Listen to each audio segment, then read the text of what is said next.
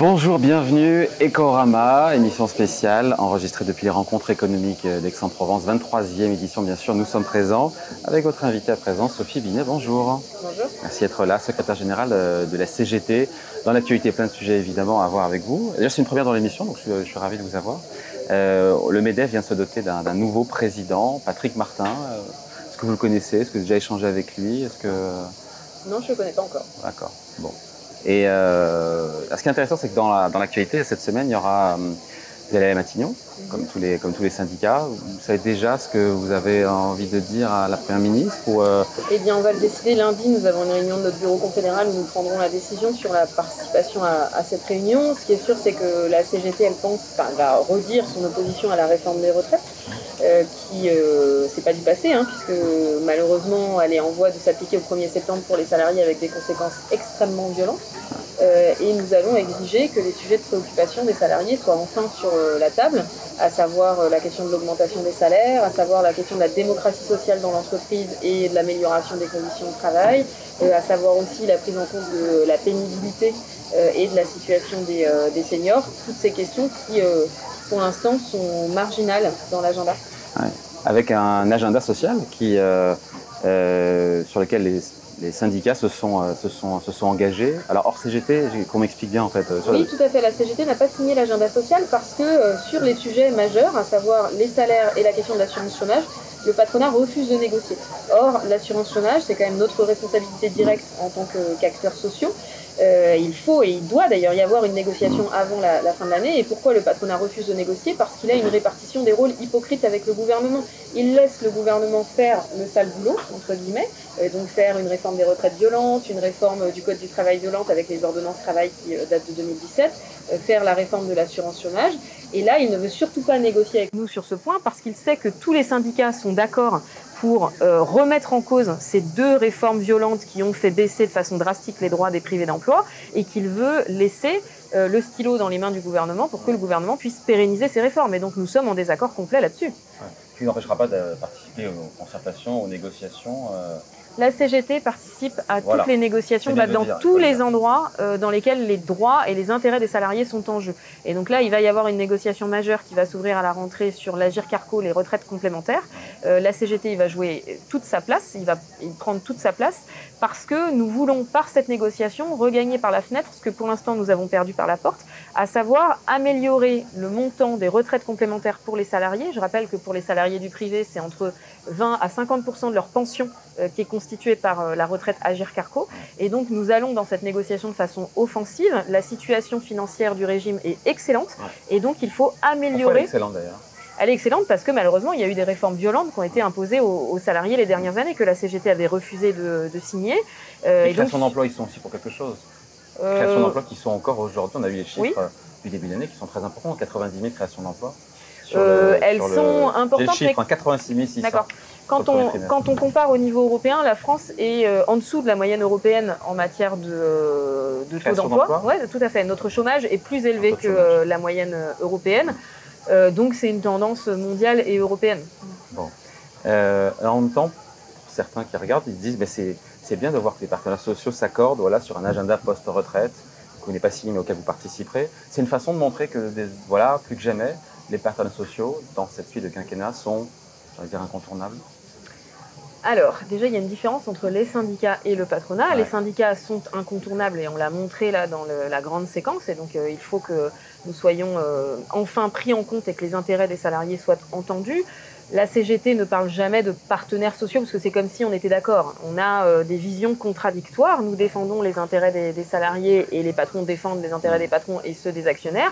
Et donc forcément, on a des points de vue contradictoires que la négociation et le rapport de force permet de régler avec des compromis à un instant T. Mais donc nous parlons d'acteurs sociaux, pas de partenaires sociaux. Ouais. Cette unité syndicale qu'on a vue sur les retraites, Sophie Binet, elle pourra se retrouver ou pas sur tous ces sujets-là? Elle va se retrouver et elle n'est pas perdue. Nous avons une réunion d'intersyndicale fin août d'ailleurs pour échanger sur les dossiers de la rentrée. Et je pense que lors de la rencontre avec Elisabeth Borne la semaine prochaine, les organisations syndicales auront des expressions très proches puisque nous avons les mêmes exigences. Quel est le premier sujet pour vous, avec la Première ministre, à mettre sur la table, hors sujet, encore une fois, lié aux retraites ou à l'assurance chômage? Quels sont les sujets prioritaires pour vous?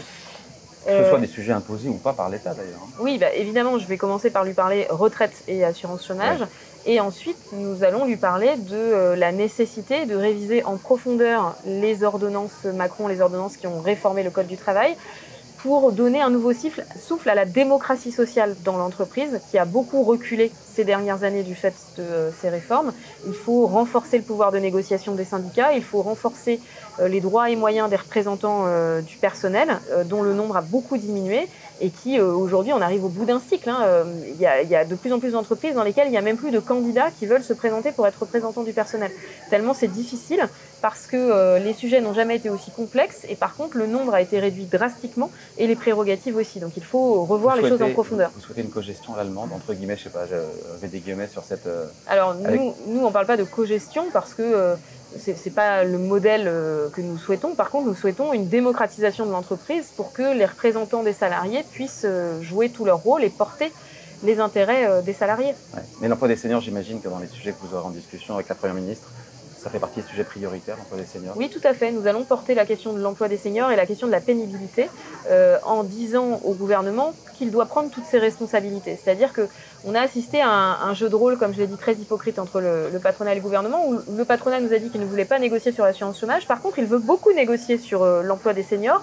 Pourquoi? Parce qu'il veut éviter que le gouvernement ne légifère sur le sujet. Et dans le même temps, le patronat nous a dit qu'en matière d'emploi des seniors, il n'y avait pas besoin de dispositions contraignantes, même l'index, ça leur apparaît trop contraignant.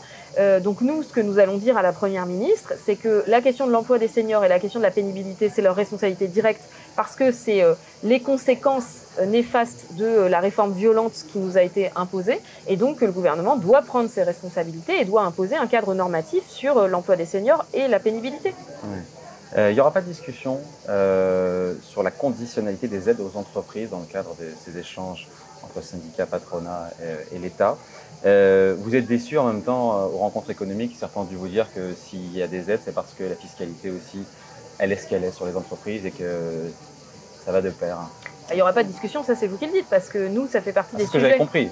Nous, ça fait partie des sujets qu'on va mettre sur la table, parce qu'aujourd'hui, nous... Après, c'est pas l'ordre du jour, pardon, je dû le dire comme ça. Oui, disons que gouvernement et patronat ne le souhaitent pas. Voilà. Mais les syndicats le souhaitent de façon unanime. Pourquoi? Parce qu'on entend Bercy nous répéter matin, midi au soir qu'il faut faire des économies.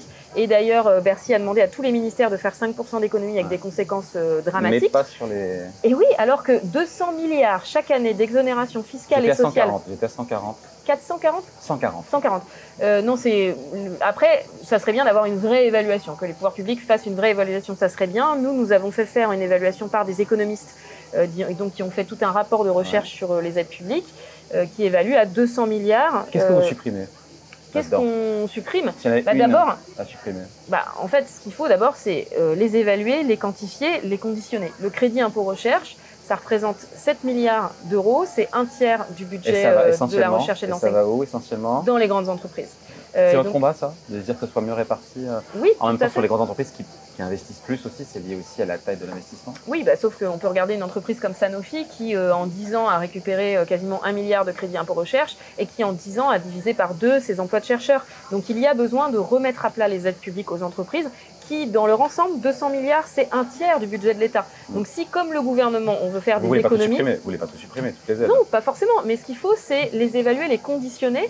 C'est un moyen, un levier central pour agir sur l'économie et imposer des critères sociaux et environnementaux. Vous en parlerez à la Première ministre quand vous la verrez, ça? Ça fait partie des sujets prioritaires pour vous? vous? Oui, bien sûr. Bon, pas de discussion sinon sur les salaires, ça sera au niveau des branches et des entreprises. Ça, c'est le patronat qui le dit, mais nous, nous pensons que la question des salaires, elle doit être traitée au niveau interprofessionnel, parce qu'on voit bien aujourd'hui que la négociation dans les branches ne se fait pas. La quasi-totalité des branches ont des minima inférieurs au SMIC, ce qui veut dire que tous les salaires sont tassés. Et donc ça, c'est un énorme problème parce que les qualifications, l'ancienneté, l'expérience n'est plus rémunérée et on a des salariés qui, pendant 15 ans, sont payés au SMIC.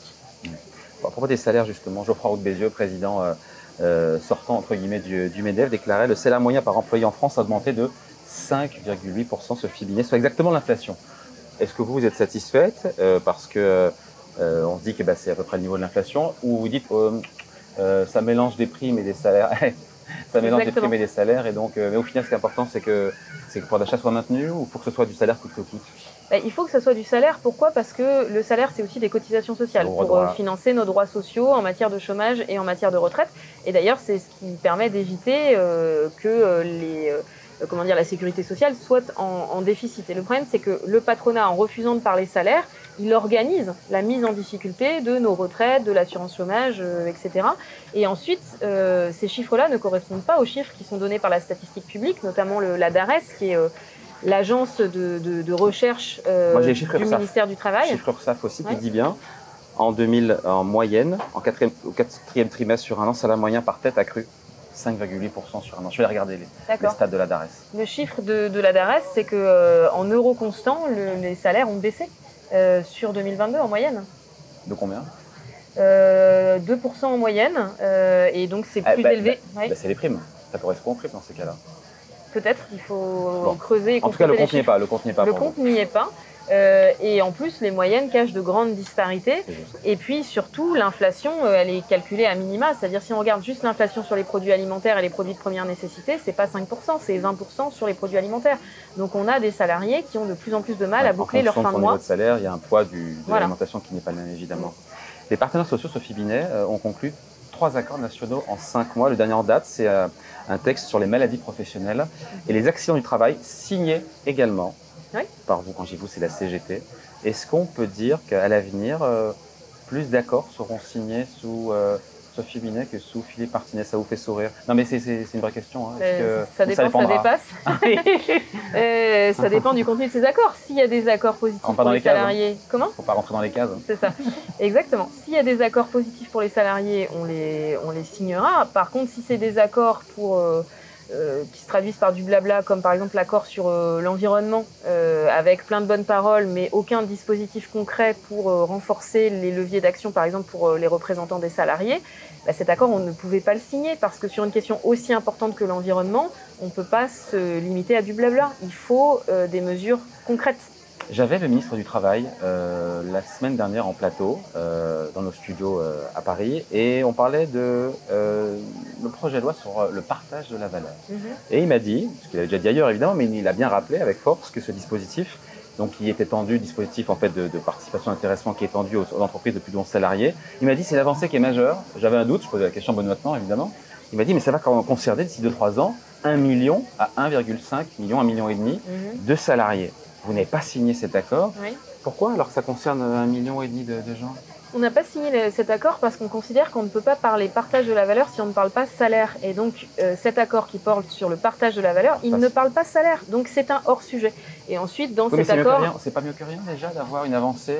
Oui. Plutôt que de cocher toutes les cases, d'avoir au moins... Non, mais le problème en fait, c'est qu'on déporte et qu'on fait la stagnation salariale et qu'on déporte sur des primes, la part variable, etc. C'est une façon d'acter la stagnation salariale pour vous. Oui, c'est ça. Et donc ça contribue à casser le financement de nos retraites, de l'assurance chômage, etc. Et on revient à l'idée que les primes sont aléatoires et que le salaire, lui, il est ce qu'il est. Il peut être aussi malheureusement aléatoire, mais il est beaucoup moins individualisé. Ouais.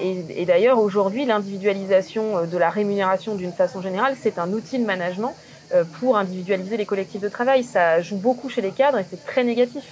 Bon, je reviens sur Sophie Binet, sur ces créations d'emplois au premier trimestre, 90 000, 2 fois plus que ce qui était attendu. C'est aussi un peu comme le résultat de la politique économique qui est menée ou non? Non, je l'ai dit tout à l'heure, c'est une tendance internationale et européenne. Et la France, elle a un taux de chômage qui est supérieur à la moyenne européenne. Donc on ne peut pas faire cocorico sur ces créations d'emplois. Et moi, j'attends l'étude universitaire qui fera le lien entre les réformes du Code du travail et les créations d'emplois. Et je pense que je peux l'attendre longtemps, puisqu'on n'a jamais réussi à démontrer que baisser les droits des salariés, ça conduisait à créer plus d'emplois. Au contraire, les bilans des ordonnances Macron, qui ont facilité les licenciements, montrent que les licenciements augmentent sur la dernière période, notamment les licenciements pour motifs individuels, tout simplement parce que les patrons n'ont pas peur de se faire condamner par les prud'hommes, puisque le montant des condamnations a été plafonné à la baisse. Ouais. Sophie Binet, dernière question, juste parce que j'ai le Figaro relatait notamment dans Ecorama l'explosion des arrêts maladie. Oui. C'est comme ça qu'ils ont titré, qui ont augmenté de 30% en 10 ans, à près de 9 millions. Notamment chez les managers. Notamment chez les managers, vous avez raison. Est-ce qu'il y a vraiment une flambée qui est excessive? Est-ce qu'on peut parler de dérive? Est-ce que le gouvernement a tort ou raison de vouloir corriger certains Mais arrêts en fait, maladie, de complaisance, comme disent certains, ou est-ce qu'on stigmatise tout le mais monde on se avec trompe quelques de débat. comportements On se trompe de débat. Ce qu'il faut, c'est s'interroger sur pourquoi est-ce qu'il y a une augmentation de ces arrêts maladie. Il y a une augmentation de ces arrêts maladie le parce que vieillissement de la population vieillissement de déjà, la population, auquel va contribuer d'ailleurs la réforme Ouais. des retraites scandaleuse, parce Le qu'il y a burn-out, une le stress. voilà, burn-out, stress, il y a une intensification du travail très forte et il y a une perte de sens. Et c'est pas pour rien que cette explosion des arrêts maladie, elle est d'abord chez les cadres et d'abord chez les managers, Beaucoup qui chez sont, les jeunes aussi. voilà, qui sont sous une pression énorme et qui ne se retrouvent plus dans les directives qu'on leur demande. Donc y répondre en allant mettre sous pression les médecins pour Oui. qu'ils ne puissent plus arrêter les salariés, c'est casser le thermomètre pour ne pas voir la Mais il y a maladie aussi les comportements déviants aussi. On sait bien qu'il y a quand même des gens qui passent entre les mailles Ouais, aussi. sauf que ça fait plaisir à personne de se mettre en arrêt maladie. Hein. Ouais. Et c'est marginal, pour vous, c'est marginal. Oui, et puis c'est le signe d'un mal-être profond. C'est un salarié qui se fait arrêter et qui ne veut plus aller travailler. Déjà, il y a quand même une perte. Je rappelle qu'il y a 3 jours de carence dans le privé Un et que jour dans le public, c'est un jour. Et donc, c'est très dissuasif. Ensuite, dans les grandes entreprises, souvent, d'ailleurs, les 3 jours de carence compensé, sont pris en charge. Quand on est en arrêt maladie, on ne perçoit pas la totalité de son salaire et puis c'est limité dans le temps. Et il n'y a personne à qui ça fait plaisir d'être en arrêt maladie. Donc, il n'y a pas de sujet. Si, il y a un sujet. Il y a un sujet sur le mal-être en entreprise, l'intensification du travail et la perte de sens. C'est là-dessus qu'il faut travailler.